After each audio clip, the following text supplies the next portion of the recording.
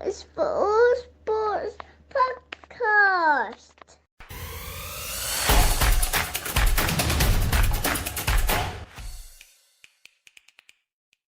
Impeccable performance all the same was Oscar Piastri at the Bahrain Grand Prix this weekend, who was at times fastest in practice and qualified on pole and won the race as well. Did he get fastest lap too, James?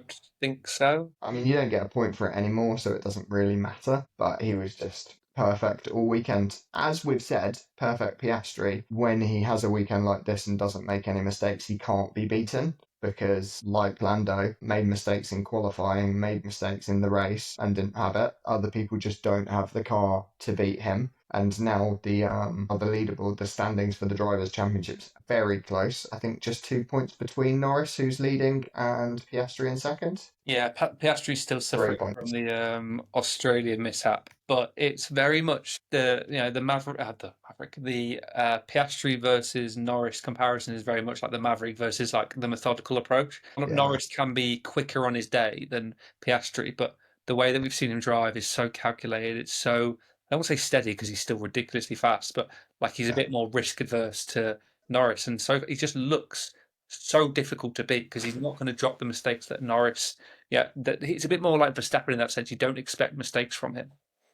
Are you saying that Lando is Goose? Is that what you're saying? I wasn't using Matt Morgan. No, Lando's Maverick and Oscar is Ice. Yeah, yeah, that's perfect. That's exactly it. Yeah, Piastri is Iceman. Like he's far more calculated and like technically sound, whereas Norris on his day can just be quicker, but still the second best pilot. Which Kimi Räikkönen likes to think that he's the Iceman, but he's not because he's incredibly emotional and aggressive and could run anyone off the track. But that's not Piastri. Piastri's so within himself, and he's very young too. To be so composed and methodical, he's very wise beyond his years, which is why many of the other team principals in the grid would pick Piastri as their preference for a number one driver. Yeah, there But was Zach Brown is not. Yeah, there was so much like drama when he sort of defected from Alpine to take this McLaren seat. Everyone's like, "Oh, this Yeah. kid's never driven in F1. What's going on?" But they knew the talent that was there, and they knew the temperament behind him. Yeah, I think he's honestly. I know it's like super reactionary to say like Piastri would be my favorite, but we've said it for a few weeks now that I think he's to win world championships. You can't have really off days. You've got to be there and thereabouts all the time. And Piastri's shown that so far, apart from one corner in Australia when it was raining. So yeah, I'd be picking Piastri as the championship favorite for me. And they're going to have to make that decision before long. If Verstappen has another race weekend like he did last weekend in China, then they are going to have to make that decision. But at the minute, obviously, Lando is ahead on points. So he's on 47 points, Oscar's on 44, Oscar's won two, and Lando's won one, and Max has won one. And George Russell is just mopping up the other podium positions and the rest of the points. Yeah, I think if you look at that Red Bull this week, they're in serious trouble. I think the clause that's being touted around is if Verstappen falls out the top three, he has a clause that will let him leave the team to go somewhere else without a buyout. That's the rumor anyway. So, and he's already sort of hinted that he's not happy, wasn't happy during the Horner situation. How hard does he race Yeah. with that clause in I place? know. It seems like a stupid clause to ever put in. Mm. But he wasn't happy at the Horner situation, and he's not happy again now that Lawson got demoted when he didn't want him to. So if there's a spot for him, I could see him going, but he will not race with Russell. They don't really get on. But Mercedes would have to replace Russell with that. And also, yeah, it'd have to be George to go, and it would be Max and Kimi Antonelli, which I can see. Then more likely, I can see Max going to where the most money is going to be invested, which is going to be Aston Martin, with reunited. Don't shake your head yet. Reunited with the car genius, I just think Who's the car genius? You need to tell us who that is. Adrian Newey. Adrian Newey, He went from responsible for the most driver and constructor championships over the last how many?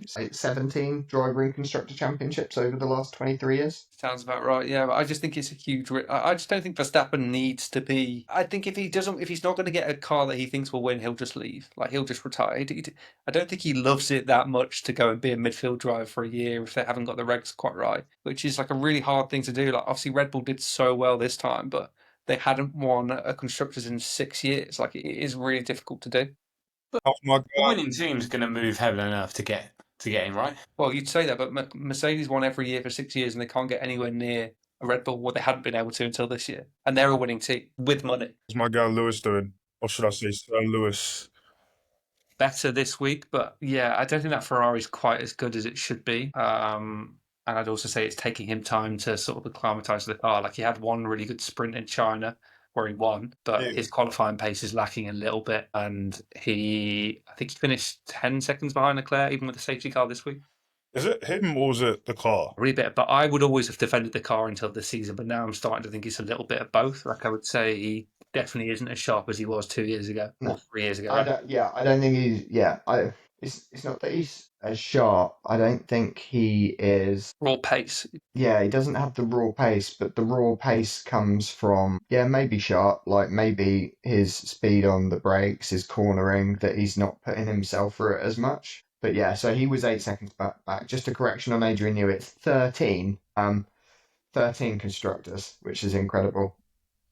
I think just on the But Hamilton, yeah, so he doesn't have it, and he'll be rubbish. I just think he has to figure the car out. They probably have to bring some upgrades. Like this McLaren is so fast that everyone else is. I mean, give him till the summer break for sure, because him and Leclerc also, you hear them on the radio as well all the time, getting frustrated with the engineers or with their engineering comms, that they want to know where they're losing time and they're just not getting the right information through from the team. They're having to ask the questions and not being served up for them. So they want more out of the team. And I think Charles and Lewis are going to get the most out of that Ferrari team, but they're just so prone to mistakes. Yeah, time will tell. There's still 19 rounds left. Like there's still plenty of racing to do. Yeah, but like we said, next year the regulations change and people are going to be focusing on that car. This year, how much time and money do they spend investing on closing the gap to McLaren when next year it's all reset? Yeah, agreed. How's Yuki getting on then? Replaced Liam Lawson. Is he doing better than Perez and Lawson, in your view? He had the highest second driver Red Bull finish in something like 173 days, which Wow, is a and lot. that was 9. Yeah, and that's not saying a lot for Perez's finish to last season or Lawson's start, but yeah, I think it's different for Tsunoda than Perez because he's coming into maybe the fourth best car. But yeah, he looks okay. It's not that he's doing badly. I think it's the fact that Verstappen is driving the arse off the car, and Technical term. yeah, that is the technical term. That's the one they teach. Yeah. I also think that this car. I was talking to someone about it. I think Albon might have done an interview on this. They were saying that the car is so to Verstappen's liking. It's Yes. like he likes his car so responsive that imagine you like play a video game and you put your sensitivity up to 100 and you touch it and it moves so much. That's what like this Formula One car is to other drivers. So they come in, they're like, oh my God, this car is so difficult to drive. And you lose a tiny bit of confidence and you lose so much time because you don't know what's going to happen. Yeah, so it's so heavily primed with front end that means that it is so prone to oversteer.